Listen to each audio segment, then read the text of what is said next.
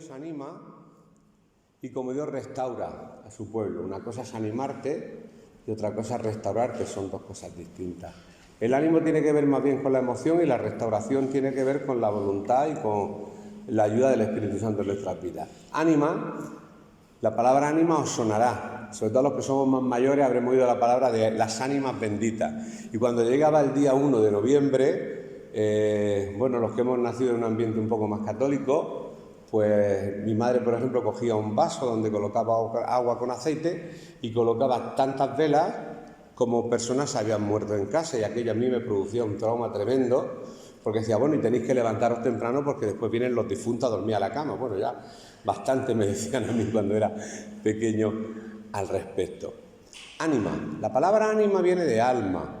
De hecho, cuando nosotros queremos hablar de que hay mucha gente o poca gente, imaginaros que hoy hubiéramos venido aquí 3 personas y alguien va a la casa y le preguntan, oye, ¿hoy cuánta gente iba a la iglesia? Y dice, no había ni un alma. Lo decimos, ni un alma. No decimos ni un cuerpo, ni un espíritu, no había ni un alma. Alma es sinónimo de ánima, es sinónimo de vida. Entonces, como Dios anima, quiere decir que animar es dar vida. Animar, lo he buscado, no animal con L, sino con R. Animar es el acto, espiritualmente hablando, de dar vida donde no lo hay. Por ejemplo, cuando en el vientre de Sara la matriz estaba seca, Dios la animó, la reavivó, hizo una matriz nueva. ¿Qué es animar? Cuando aquel ciego de nacimiento, se dicen los más eruditos que era un ciego de nacimiento que no tenía las cuencas de los ojos, por eso hizo barro e hizo lodo. Porque la creación, toda la creación, ha salido del polvo de la tierra. De hecho, la composición química de cada cuerpo, de los que estamos aquí, nuestro cuerpo se compone de calcio, de fósforo, de hierro, y son elementos que se encuentran en la tabla periódica de química y se encuentran en esta naturaleza. Dios hizo al ser humano del polvo de la tierra, y cuando a este ciego hizo barro y se lo colocó en la cuenca de sus ojos, lo que hizo fue un trabajo de recreación, de volver a crear. Y esa es la función que Dios tiene con nosotros. Donde no hay, que haya. Dios llama a las cosas que no son como si fuese.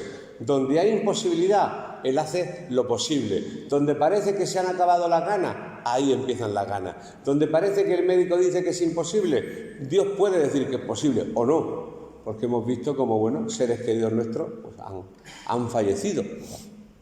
Así que en esta mañana me gustaría, con 10 versículos simplemente de un profeta, hablar brevemente de esto, cómo Dios te anima, me anima y nos restaura. Lógicamente ese es el título que yo le he puesto, pero la intención última es simplemente pues eso, que podamos sentirnos animados y que podamos sentirnos motivados. Animar no es fácil, animar es muy difícil. El desánimo llega. Sobre todo cuando llega la rutina, la monotonía, tono, mono, el mismo tono, siempre hacer lo mismo, con un horario ya que nos aburre, que nos aturde, y por eso necesitamos hacer cosas nuevas, a ver si esto nos anima, a ver si, cuando se nos olvida lo principal, que lo único que puede animar nuestras vidas es Dios.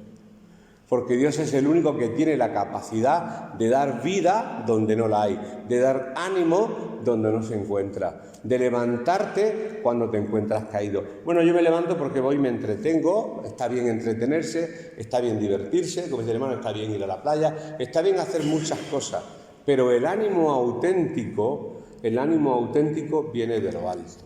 Yo creo en la ayuda psicológica, yo creo en la ayuda psiquiátrica, yo creo en la ayuda médica, claro que creo en eso, pero también creo en la ayuda divina. Y creo que Dios también es el que guía a todas estas personas que tienen su formación académica para que las vidas puedan salir adelante.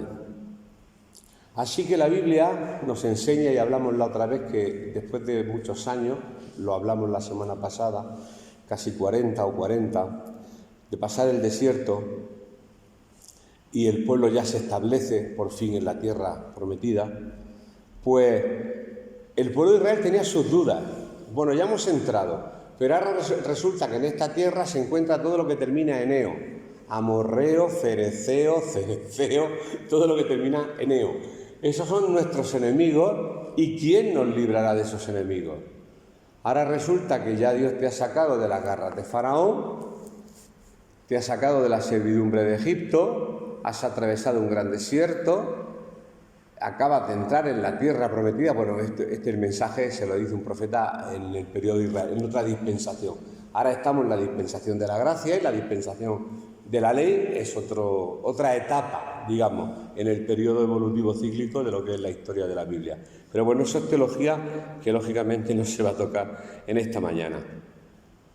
El pueblo de Israel se desanimaba y los cristianos del siglo XXI nos desanimamos, porque los seres humanos seguimos siendo los mismos. Estamos hechos de la misma pasta y con los mismos elementos. Y quería renunciar. Muchas veces quería renunciar. Vulgarmente hablando, tirar la toalla. ¿Para qué? Ha merecido la pena tantos años. Parece que estoy en el mismo sitio. Parece que no ha ocurrido nada. Siguen siendo las mismas pruebas o inclusive más fuertes. Parece que mi vida entera ha sido un fracaso, que no he conseguido nada y bueno, todos esos negativismos que vienen a nuestra mente. Pero entonces, cuando el pueblo de Israel llegaba a este extremo, Dios venía en su socorro, los animaba, los restauraba y traía nuevas fuerzas. No les daba las fuerzas de antes. Es que yo, si estuviera como estuviera antes, no, Dios no quiere que tú estés como estés antes, quiere que estés mejor. ¿Cómo antes? Mejor todavía que antes. Porque cuando Él restaura y hace nueva todas las cosas, no te devuelve el ánimo del año 2019, sino que te da el ánimo del año 2022 y del 2023, porque el ánimo se renueva como todas las cosas que Dios pone en nuestras manos. Así que eso es lo que Dios hacía con el pueblo, restaurar.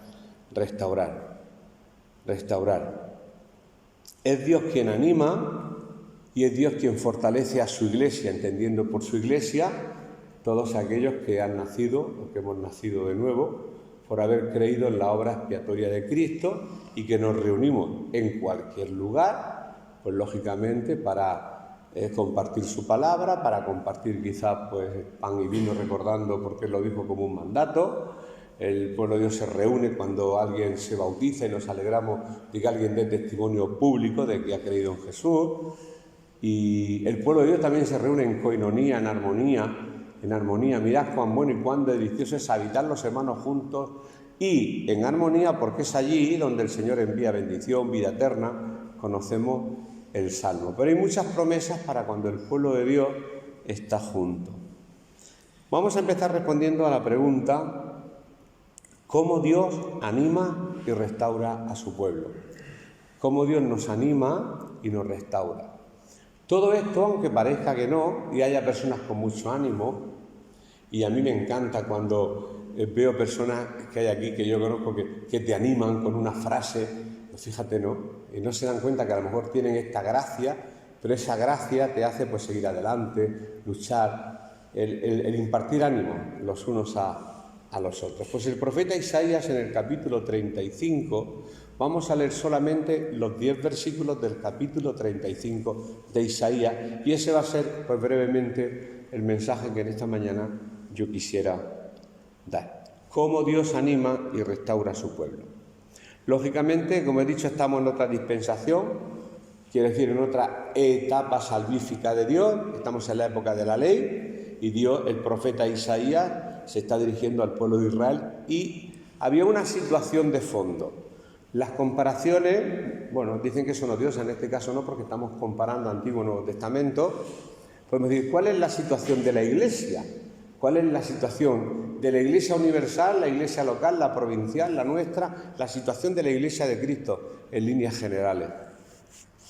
Bueno, pues el profeta Isaías, que es el que escribe estas líneas, estos son datos que podéis encontrar cualquiera de vosotros porque información hay mucha en las redes, pero ejerció un ministerio de unos 55 años, bastantes años en su ministerio, desde el 750 al 695 aproximadamente, dicen casi todos los eruditos en cualquier comentario de estos que compramos en las librerías, Thompson, el comentario ese de Matthew Henry, y hay muchos más comentaristas, Latourette y otros comentaristas bíblicos, pues más o menos señalan el ministerio de este profeta en esa fecha antes de Cristo, 700 años antes de Cristo, 55 años.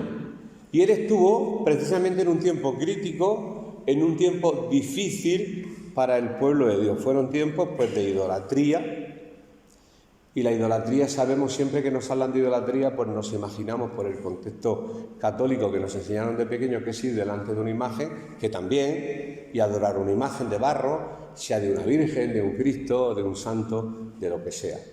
Pero la idolatría tiene un significado mucho más profundo. Es todo aquello que anteponemos a Dios. La idolatría puede ser en la comida, puede ser en la diversión, puede ser, no sé, cualquier cosa que se anteponga a Dios. La situación era de idolatría, de cautiverio, siempre el pueblo era cautivo, llevado. El cautiverio más prolongado fue el de Babilonia. Cautiverio, ¿sabes lo que es hacer cautivos? Hacer esclavos, cogerlos a los judíos y hacerlos esclavos. Y esto hasta recientemente, si queréis ver la película La lista Schindler de Steven Spielberg, podéis ver la situación que vivió el pueblo judío durante el Holocausto hace 70 y tantos años. Como otros pueblos, no digo que sea el único pueblo que ha sufrido. La situación del pueblo de Dios no era la mejor. No estoy diciendo que ahora mismo la situación de la Iglesia sea o no sea la mejor. Pero lo que sí está claro es que lo que la pandemia, me decía un hermano ayer, ha dejado en evidencia muchas cosas que realmente, en cuanto a las intenciones, en cuanto a las motivaciones reales, muchas cosas, porque Él sabe hacerlo de muchas maneras. En las comunidades terapéuticas, que yo he tenido la oportunidad de estar en una de ellas, se dice, bueno, dentro de poco pasará la criba del Señor, y cuando el Señor pase la criba, de 18 quedan 4, y efectivamente, y la criba la pasaba cada X tiempo, y es bueno que se pase la criba, porque cuando se criba, lo bueno queda arriba y lo que no sirve. No estoy diciendo que los seres humanos no sirven, ni mucho menos, sino que es necesario que seamos probados para ver lo que realmente hay en nuestro corazón. Así que el Señor viene a animar y a restaurar a su pueblo. El profeta Isaías fue testigo porque el pueblo de Israel estaba dividido. ¿Y cuántas veces la Iglesia de Cristo se divide? Es triste. Yo no sé, porque quizá vengo de otro contexto evangélico, distinto al de Asambleas de Hermanos, pero en el contexto de donde vengo, viví en los 40 años, quizá que estoy en el Evangelio, 3 divisiones de iglesia. Las divisiones son muy dolorosas. Date cuenta, si tú partes un pan ahora mismo en 2, alguna migaja se cae al suelo. Siempre que hay división, alguien sufre, alguien cae, alguien se pierde para siempre. Y es triste cuando la Iglesia de Cristo se divide por circunstancias doctrinales, por desavenencias, por problemas familiares, por favoritismo, por señalar líderes a dedo. Han ocurrido muchas cosas dentro del pueblo de Dios y lo sabemos, y no podemos ocultarlas, y están ahí. Pero si viene un tiempo nuevo, si viene un tiempo de restauración y de ánimo, es bueno conocer esas cosas, pero para no repetirlas, para que Dios nos ayude a no repetir y volver a caer en los mismos errores, en los mismos sufrimientos, y el legado que le dejemos a aquellos jóvenes que se encuentran a mi derecha al fondo, pues no tengan que sufrir los que muchos de nosotros quizá en mayor o en menor medida tuvimos que sufrir en algunos lugares. Fue muy triste el escuchar gritos, el ver rupturas literales de iglesia, divididas en 2, en 3, en 4 cachos, y cada uno para un sitio. Me da igual que se esté grabando, pero es una realidad. Cuando hubo una división en Cartagena, a la iglesia donde iban mis padres, mi padre quedó en una iglesia y mi madre quedó en otra, y yo cada domingo en la furgoneta tenía que llevar a mi madre a una iglesia y a mi padre a otra. Y eso es tristísimo, eso es muy triste, eso es triste, cada uno pensando que llevaba su verdad. Bueno, que la gente que no conoce a Cristo esté dividida y hayan problemas, se puede entender porque no conocen la verdad, pero entre nosotros, dentro del pueblo de Dios, que pueda haber divisiones de este tipo. Alguno me respondería, ¿haberlas haylas? Pues no, deberían de haberlas. Y si no coincidimos en algunos aspectos, hay una cosa que se llama respeto, hay una cosa que se llama tolerancia. Y hay otra cosa que se llama unidad, que Jesús lo dejó bien claro en Juan 17. Padre, que sean uno como tú y yo somos unos, para que el mundo crea para que el mundo crea, con una finalidad, para que el mundo crea. Pues el profeta Isaías fue testigo de la ruptura. Si alguno de aquí ha viajado a Israel, te enseñan claramente lo que era el reino del norte y el reino del sur. Por eso el Salmo 42 se escribió en el norte, porque está diciendo como el ciervo brama por las corrientes de las aguas, en la tierra de los hermonitas, el Monte Hermón, arriba, y habían hecho un simulacro de templo. Y después estaba en la parte del sur, estaba dividido. Isaías era testigo de esa división, del deterioro que había dentro del pueblo de Israel. Y es triste cuando muchas personas quizás hemos sido en alguna etapa de nuestra vida testigos del deterioro que han sufrido nuestras vidas por no dejarnos animar por el mismo Dios y dejarnos animar por otras cosas, que aún sin ser pecado, nos animan solamente momentáneamente, pero después volvemos a tener sed. La samaritana fue increpada por Jesús de esta forma. Tú cada día a la misma hora tienes que venir aquí a por agua. Cada día, porque bebes, te entra sed y vuelves a beber, te entra sed y vuelves a beber. Casi todas las adicciones y los problemas naturales que hay ahí fuera, los seres humanos recurren siempre al mismo charco a beber agua sucia, porque no están llenos, porque no están satisfechos. Por eso Jesús le dice, tú tienes sed, tienes ansiedad y constantemente estás ansioso porque no sabes ni lo que quieres. Por eso estás yendo al lugar equivocado. Y vienes a beber un agua H2O que te va a quitar la sed momentáneamente. Eres una mujer promiscua. Tienes 4 y el quinto marido que tienes no es el tuyo, estás buscando tu satisfacción en lo sexual y eso te darás cuenta que no satisface. Pero el día que bebas del agua que yo te daré, será un agua distinta, que te va a satisfacer para siempre y por tu interior vas a notar los ríos de agua viva que producen ese agua espiritual. Esa es la restauración que Dios quiere hacer en nuestra vida, animarnos Él y dar vida donde no se encuentra. También que nos animemos entre nosotros está bien, yo no estoy diciendo lo contrario. Las palabras de Dios a través del profeta son palabras de ánimo, fortaleza y esperanza. Versículo 1 y 2, se alegrarán el desierto y la soledad. Madre mía, decir que se alegrará el desierto y la soledad. El yermo, ¿sabéis lo que es yermo? Yermo es la tierra seca. ¿Has visto en esas películas cuando es un desierto donde la tierra está completamente agrietada por la sequedad, completamente seca, donde no crece ni una rama, no crece nada, no es una tierra fértil, no está abonada, está completamente seca, yermo? Pues dice, el yermo se gozará y florecerá como la rosa, florecerá profusamente y también se alegrará y cantará con júbilo. La gloria del Líbano le será dada, la hermosura del Carmelo y de Sarón. Ellos verán la gloria del Señor, la hermosura del Dios nuestro. Diciendo, donde aparentemente no hay nada, no hay vida, como puede ser en un paraje desértico, yermo, eso se va a convertir en un vergel. En lo natural podemos ver que en Israel ocurrió prácticamente eso, pues porque desde Jerusalén, haciendo así con la mano y oteando, el desierto lo ves enfrente, pero es porque le han ganado terreno al desierto. De hecho, el invento del riego por goteo es un invento judío y ellos son maravillosos para el tema de los riegos, para el tema de las plantaciones, y le han ganado terreno al desierto. Eso es lo natural. Pero en lo espiritual, Dios hace lo mismo con nuestras vidas. Donde aparentemente parece que nuestra vida es un desierto, que no hay vida, que no tenemos satisfacción, que no encontramos alegría, que decimos que infelices somos, Él es capaz de dar vida donde no hay vida, pero solamente puede hacerlo Él. Puede dar vida donde no hay vida. Y habla de lugares específicos. Habla del Líbano. El Líbano sigue existiendo, capital Beirut. Desde el norte de Israel se ve lo que es el Líbano.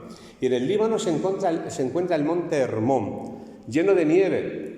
Y esa nieve es la que se derrite y la que forma el río Jordán, la que llega hasta el mar de Galilea y sigue hasta el sur y desemboca en el Mar Muerto. Ese es el cauce del río que nace en el Líbano. Tierra que era desértica, pero ahora resulta que es una tierra buena. Y de hecho aquí habla de los 3 lugares. Habla del Líbano, habla del Carmelo y habla del Sarón. ¿Y quién no ha oído hablar de la rosa de Sarón? ¿Qué es cada una de estos tres lugares. Vamos a verlo. El Líbano. La palabra Líbano significa blanco. Es un sitio muy frío. Si te vas al norte de Israel, ya limitando con el Líbano, verás casi todas las crestas de los montes llenos de montes. El Líbano es conocido sobre todo por sus cedros. De hecho, parte del templo se hizo con los cedros del Líbano. Los egipcios construían casi todo su armamento y los carruajes con madera de los cedros del Líbano, porque eran árboles fuertes, y los árboles fuertes crecen donde hay vergeles de agua. La promesa de Dios en aquel tiempo se dio, y la promesa de Dios no ha terminado y se sigue cumpliendo en su pueblo, y donde aparentemente no hay agua, va a haber agua. El Carmelo, pues este nombre significa jardín de frutas. Jardín de frutas, se ve desde el mar, y muchos pueblos decían, bueno, lógicamente con su mente pagana, este tiene que ser un paraje divino, porque es un lugar hermoso donde hay multitud de árboles, multitud de frutas. Eso es el Carmelo. Y Sarón significa llanura, que es famosa esa llanura por su gran fertilidad, y un lugar donde crece la famosa llamada rosa del Sarón, que aparece en la isla. Tú eres la rosa del Sarón y el lirio de los valles, de lo cual se han compuesto multitud de canciones. Dios anima y Dios restaura a su pueblo. Hay una alabanza que dice: sendas Dios hará donde piensas que no hay. Donde piensas que no hay, Dios hará sendas. ¿Pero cómo es eso? Sí, pues eso es lo que va a hacer con tu vida. ¿Pero por dónde salgo? Sí. Te encuentras como en la película esa El Cubo, te encuentras completamente encerrado y no hay combinación posible para salir. Pues hay que confiar en su palabra, porque sendas Dios va a hacer donde piensas que no hay. Como está escrito, dice otro texto que se encuentra en Romanos 4:17, te he puesto por padre de mucha gente delante de Dios a quien creyó, el cual da vida a los muertos, pero me voy al apartado B, y llama las cosas que no son como si fueran.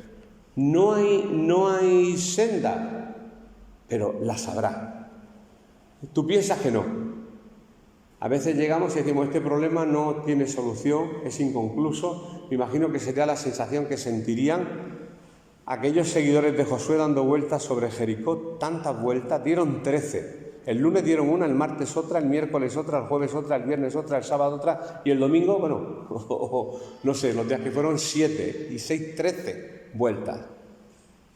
Un desespero de vueltas, dando vueltas. Iban todos armados diciendo, y hemos venido dando vueltas cuando tenemos que estar luchando contra los habitantes de este lugar. Pero estaban obedeciendo las órdenes de Dios. Y cuando se obedecen al pie de la letra es cuando ocurre el milagro de Dios. Lo dicho hasta la saciedad. Naamán 7 veces en el río, pues 7 veces en el río. Y el libro de instrucciones está aquí y se sigue bien, porque si lo seguimos mal, nuestra vida no va a funcionar. Segundo, Dios anima y restaura a su pueblo, la iglesia, en este caso somos nosotros. Leemos en el versículo 3 que dice, fortaleced, termina en de, todo verbo que termina en de, se le llama imperativo. Imperativo quiere decir una orden. Entonces Dios nos ordena lo siguiente, fortaleced las manos cansadas, afirmad las rodillas endebles, las nuestras y las de otros. Lógicamente tenemos que considerar aquí lo que son las manos y las rodillas. Lo sabemos, las manos representan por nuestras obras, nuestras labores, que tenemos que fortalecerlas. Oh, no tengo ganas, la frase juvenil, qué pereza tengo, qué pereza, ¿verdad? Y las rodillas son figuras de nuestra firmeza y caminar. Así que lo más seguro es que cuando Isaías escribió esto, el pueblo estaba desanimado ante muchas circunstancias y las manos las tenían paralizadas, no tenían ganas de hacer nada y no tenían ganas de mover las piernas, estaban completamente, sus piernas flaqueaban, no tenían ánimo, les faltaba vida, no entretenimiento, les faltaba vida. Y la verdad es que en nuestra vida estas cosas aparecen, porque somos humanos, todos. Especialmente en el desierto. Cuando hablo del desierto es cuando estemos pasando pruebas y situaciones que son difíciles. Por eso estas son frases hechas, y quizás los hijos de los creyentes yo pienso que son los peor parados, no me meto con ellos, Dios me libre, sino porque el oírlo No sé explicarlo. Me gustaría saber explicar esto, Me gustaría saberlo, porque yo lo vivo, yo no lo he vivido, porque yo no era hijo de creyente, digamos que yo era de primera generación. Pero los hijos, nuestros hijos y después los hijos de nuestros hijos y los hijos de los hijos de nuestros hijos, lógicamente les hemos transmitido el Evangelio, pero es distinto porque les hemos dado el contexto. Pero más que el contexto, el envoltorio del caramelo, tienen que comerse el caramelo, que es Jesús. Y a veces hemos ofrecido mejor lo que es el contexto, la asociación, la denominación, la organización, el esquema, la liturgia, lo que se hace, lo que no se hace, lo que se puede, lo que no se puede, esa parte. Pero ese encuentro que decimos, muy evangélico, ese encuentro personal con Dios es algo, personal e intransferible. Porque la palabra del Señor dice que cada uno dará cuenta a Dios de sí. De sí quiere decir de uno mismo. Lógicamente, responsabilidad transmitir el Evangelio. A veces no lo habré hecho en mi vida con muy buen ejemplo, pero lo que no dudo es que la verdad es Cristo. Eso sí, hasta ahí sí llego, lo tengo claro. Pues en nuestra vida, cuando aparezca este desánimo que estaba viendo el profeta Isaías, estemos pasando por desiertos cuando nuestra fe es probada, pues tenemos que buscar nuestra fortaleza en Dios. Yo a veces busco mi fortaleza en Netflix o busco mi fortaleza en la confitería Gallego. Sí, yo no me avergüenzo de decir, pues sí, yo ya te digo, con la edad que tengo me da igual ya que me digas lo que me digas. Si es lo mismo, si es que es mi realidad, ¿para qué voy a ocultar? ¿Para qué voy a dármelas de santo si no es así? Y puedo buscar mi fortaleza en lugares equivocados, que aún sin ser pecado, pero no terminan fortaleciéndome, sino entreteniéndome. Y de nuevo vuelve la sed, porque voy al pozo, no voy a Jesús. Y como voy al pozo bebo el agua momentáneamente. Y como vuelvo a tener sed tengo que volver de nuevo al mismo pozo. Y para ahorrarme de dar tantos viajes al pozo, pues por eso es por lo que tenemos que, simbólicamente hablando, y también se puede hacer físicamente, estirarse de rodillas a pedir socorro y auxilio al único que es nuestro socorro, nuestro auxilio, nuestra fortaleza, y se llama Jesús de Nazaret. Y es el único que puede fortalecernos en los momentos más duros de nuestra vida. Si alguna vez he salido victorioso, no ha sido por mi fuerza. Es cuando he tenido tentaciones donde mi carne habría dicho sí, yo he dicho no en el nombre de Jesús. Y ha funcionado. No digo que sea una frase mágica, No estoy diciendo conjuro, Dios me libre de eso, pero funciona. Señor, yo no puedo, pero en tu nombre. Porque Pedro decía, Señor, toda la noche estamos sin pescar nada. Pero es que Jesús decía, pero es que lanzas la red para el otro sitio. Claro, es que te estaba acostumbrado a lanzarla para acá. Señor, es que mi costumbre toda la vida para acá. No, pues ahora la tienes que lanzar al otro lado. Yo no entiendo nada. El pescador soy yo, tú eres el carpintero. Pero mira, en tu nombre voy a lanzar la red, sin entenderlo. Señor, en tu nombre voy a hacer lo que me pidas. Yo no entiendo nada. Yo no entiendo por qué he sufrido tanto. Yo no entiendo por qué lo he pasado tan mal. Yo no entiendo nada. Pero en tu nombre, Señor, voy a lanzar la red hacia donde tú me digas. Y funciona. Y se pesca, y hubo una pesca abundante. ¿Cuándo? Cuando obedecemos al Señor. No a nuestro razonamiento, o a nuestra costumbre, o a lo que estamos acostumbrados a hacer ya de por vida. Me mostrarás la senda de la vida, dice el Salmo 16:11. En tu presencia hay gozo, no, hay plenitud de gozo. En tu presencia. En la confitería Gallego hay gozo porque a mí las tortas de chicharrones como que me gustan mucho. Pero en la presencia del Señor hay plenitud de gozo. Delicia a tu diestra para un rato. No, para siempre, sigue diciendo este salmo.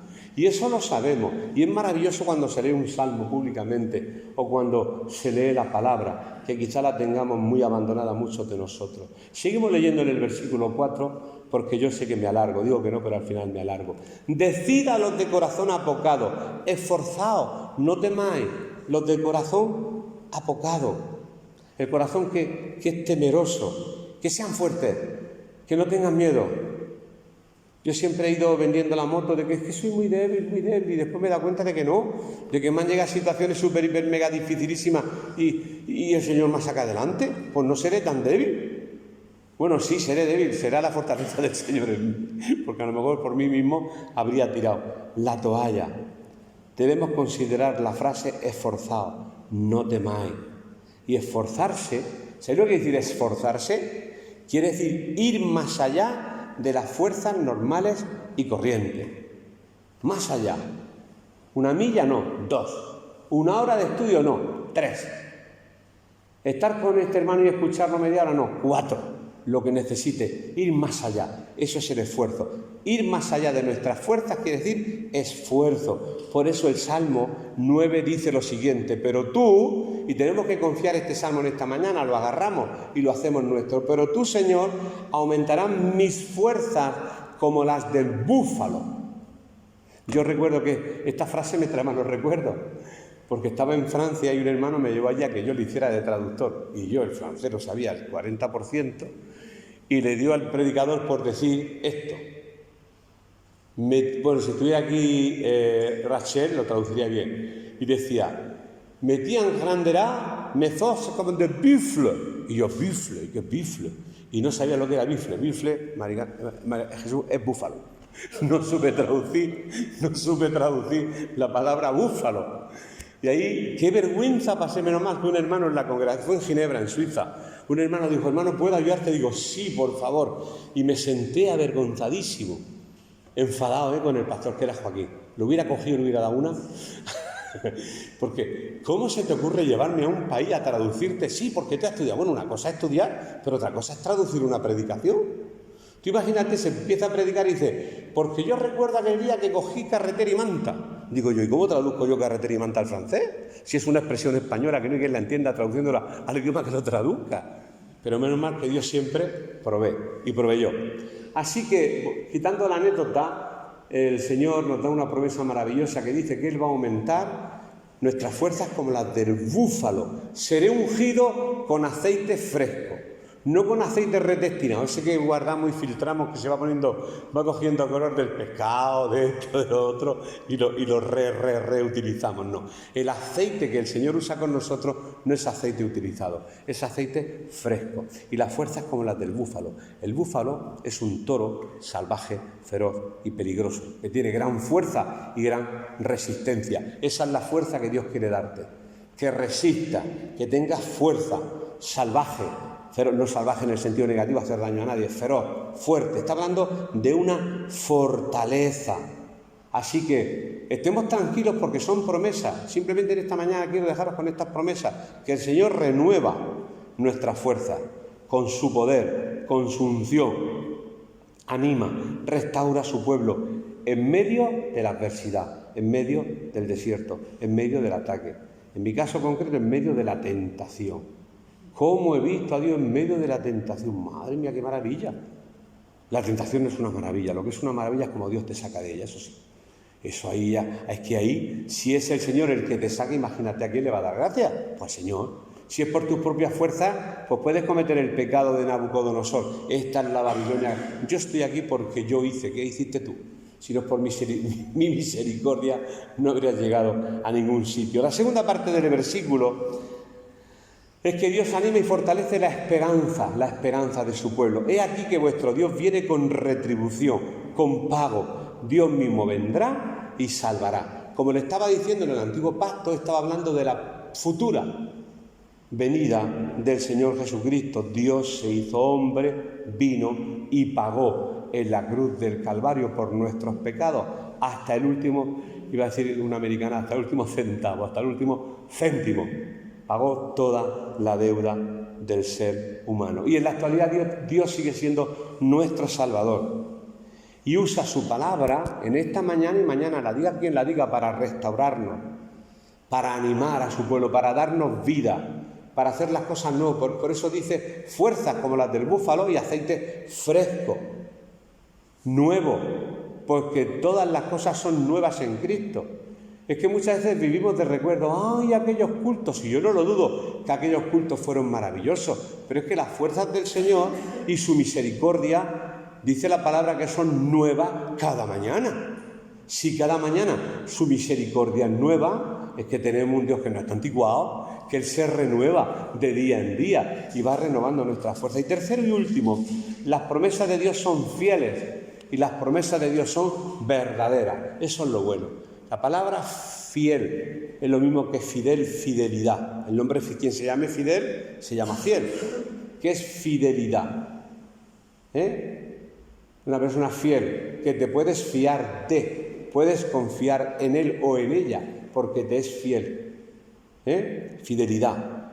Y la promesa de Dios puedes confiar en ella. Podemos confiar en sus promesas porque son fieles y además son verdaderas. Nunca nos va a mentir. Versículos 6 y 7 del 35. Entonces el cojo saltará como un ciervo y cantará la lengua del mudo. ¿Os dais cuenta que parece que está esto si estuviéramos haciendo un comentario de texto, en los géneros literarios, esto sería antítesis, no sé cómo se llama. Fíjate lo que está diciendo. Cantará la lengua del mudo. Como mudo cantar. Eso es imposible. Cantará la lengua del mudo. Saltará como un ciervo el cojo. Un cojo saltar como un ciervo. Si el cojo ranquea, parece imposible. Porque aguas serán cavadas en el desierto y torrentes en la soledad. El lugar seco se convertirá en estanque y el sequedal en manaderos de agua. En la morada de chacales, en su guarida, donde solamente hay hierba, será lugar de cañas y de juncos.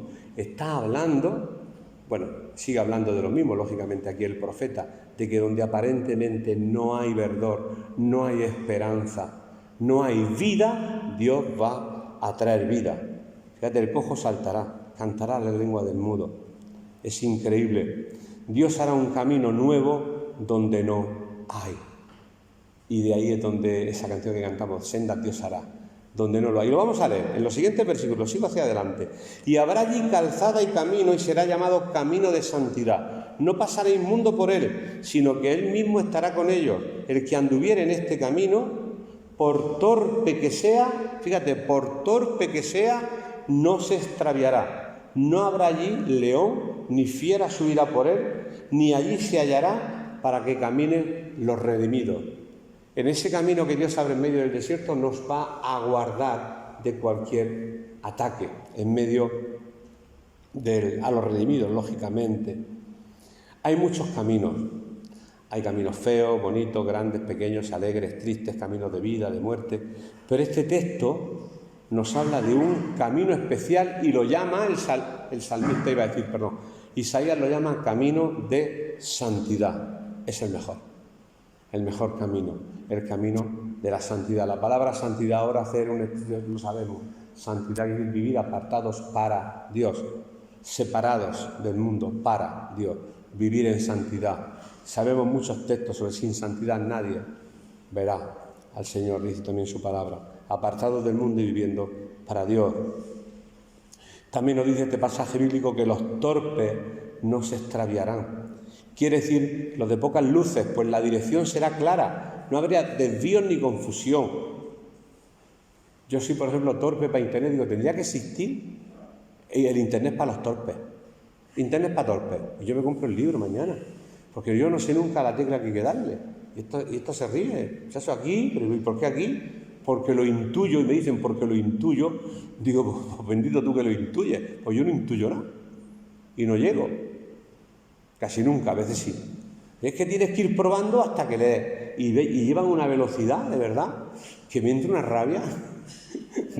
Envidia, Vamos a llamar las cosas que envidia les tengo. De ver qué bien manejan esos teléfonos estos muchachos. Pero yo no lo hago. No sé hacerlo. Soy torpe.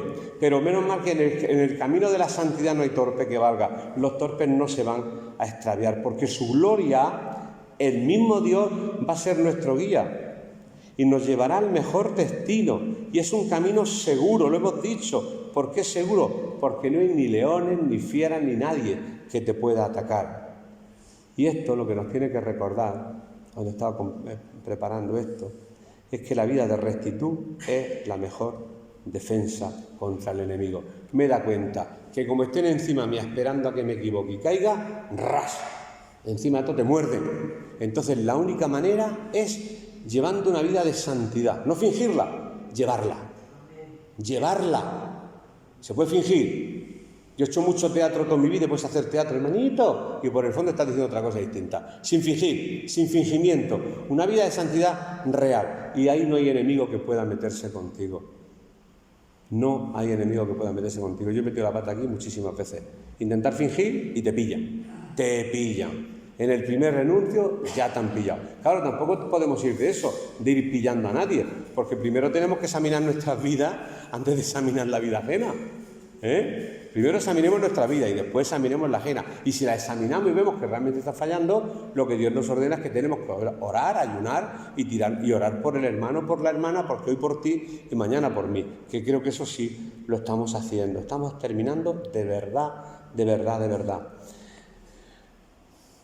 Esto lo he copiado. Al reflexionar en estas palabras proféticas de Dios para su pueblo en aquel tiempo, debemos recordar que también son para nosotros hoy, pues somos pueblo de Dios. Y mediante este mensaje el Señor nos renueva. Dios anima y fortalece. No solamente nos da vida, sino que nos da vida y nos da fuerzas para poder vivir. Es su vida o nuestra vida en Él para avanzar y conquistar todo lo que ha diseñado. Pruebas van a haber pues hasta el mismo día que nos vayamos de esta tierra, está claro. Y termina el versículo 10 de este pequeño texto diciendo lo siguiente: y los redimidos del Señor volverán y vendrán a Sión con alegría, y gozo perpetuo será sobre sus cabezas, y tendrán gozo y alegría, y huirán la tristeza y el gemido. Son promesas en las que hay que confiar. Quizás después uno piensa, sí, he leído esto, he compartido esto, pero después me vendrá la prueba. Bueno, es que también lo dice su palabra, que no es a base de sensaciones, que es a base de tribulaciones, como entraremos en el reino de los cielos.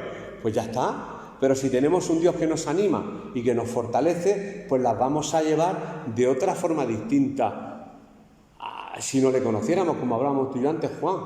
Pero ¿verdad que en medio de la prueba, si no fuera por el Señor, habríamos cogido carretera y manta, y habríamos salido corriendo? Conclusión de lo que quiero compartir, hoy he querido compartir en esta mañana breve. Algunas veces el panorama de nuestra vida, aunque no siempre, no es el mejor, como le estaba pasando al Israel de Isaías en aquel tiempo. Pero el Señor nos anima a perseverar. Perseverar es lo más difícil. Es lo contrario de la constancia, la inconstancia. No, la perseverar sería la constancia, la inconstancia es lo contrario. Una cosa que yo tenía en mi juventud era que nunca acababa nada de lo que empezaba, todo lo dejaba a medias. Y eso te crea un caos mental que te puede volver loco, el no terminar lo que se empieza. Yo recuerdo que una de las cosas, de las primeras que le pedí al Señor, digo, Señor, he sido un desastre toda mi vida. Quiero, por favor, terminar todo lo que empiece, porque dejar las cosas a medias es como una sensación de desidia, en lo natural como en lo espiritual. Y Dios también se fija en nuestra vida natural. Pensamos que todo es espiritual, en lo natural. Que somos el que es fiel en lo poco, Dios le pone en lo mucho. El rey David fue fiel muchísimo, porque su padre le dice que vaya a visitar a sus hermanos y la palabra dice que este muchachito buscó quien le cuidara el ganado. Y cuando este muchacho va con el bagaje allí al frente de batalla donde estaban los filisteos y el señor Goliat, dice que David, que era un jovencito, buscó al guarda del bagaje, del equipaje, porque fue responsable con lo que su padre le dio. En las pequeñas cositas era un muchacho fiel y Dios ya puso su ojo en él. Por eso las cosas pequeñas tienen muchísima importancia para el Señor. Por eso dice aquí, he hablado de la perseverancia. Él te anima a perseverar, a la constancia. Empezamos y terminamos. Y si nos comprometemos, cumplimos. Porque más vale que no prometas y no que prometas y que no cumplas.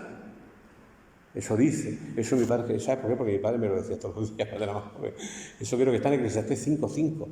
No sé si me equivoco, pero me lo dijo tantas veces, porque yo decía, sí, como el de mañana voy, y no iba. Y después está el otro que dice, no voy, y después arrepentido iba. Yo prefiero ser el segundo, que a lo mejor me dé un arranque mío, pero después diga, Señor, sí, ¿dónde voy a ir? Y al final, pues obedecer su palabra. El Señor nos anima a perseverar, a renovar nuestras fuerzas, nos alienta para andar por el camino de santidad. Eso es un resumen de lo que hemos dicho, porque Él viene con grandes bendiciones. Así que yo te digo y me digo, adelante Domingo, adelante Daniel. Te ha tocado porque te tengo enfrente, podría haber dicho adelante Nani, adelante Fina, adelante todos y cada uno de los que estamos aquí. Adelante, avanza, vamos a avanzar. ¿Por qué? Porque el Señor va con nosotros. Y hoy, domingo 29 de agosto del año 2021, Dios nos anima y Dios sigue restaurando nuestro corazón. No es una frase hecha, es una realidad. ¿Por qué? Porque son sus promesas. Y sus promesas son sí y sus promesas son amén. Y nosotros las queremos. Y en esas promesas es por lo que vivimos y por lo que podemos tirar para adelante. Si no, yo personalmente no tengo ni idea dónde estaría ahora mismo. Pero estoy aquí en la calle José López Martínez, ahora mismo con vosotros compartiendo su palabra. Así que hasta aquí la palabra del Señor. Así que damos gracias al Señor. Señor, queremos darte gracias porque en medio de nuestros problemas, nuestras dificultades, nuestras caídas, nuestros pecados, nuestras tentaciones, sabemos que tú eres el único que nos anima, que nos restaura, que nos da fuerzas, que nos ayudas a meternos en ese camino de santidad.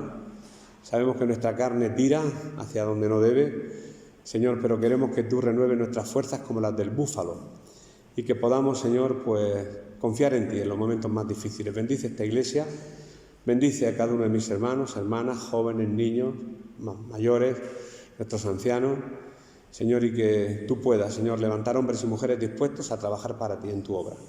Te damos muchas gracias por este día, por la alabanza, por habernos acercado a tu mesa, por tu palabra, Señor, que nos habla, y por nuestros hermanos que no han podido venir, que tú puedas bendecirles en sus casas, en sus hogares, en sus vacaciones, y que puedas restaurarlos también, que les den nuevas fuerzas. Gracias por este día y por este tiempo. En el nombre de Jesús te damos gracias. Amén.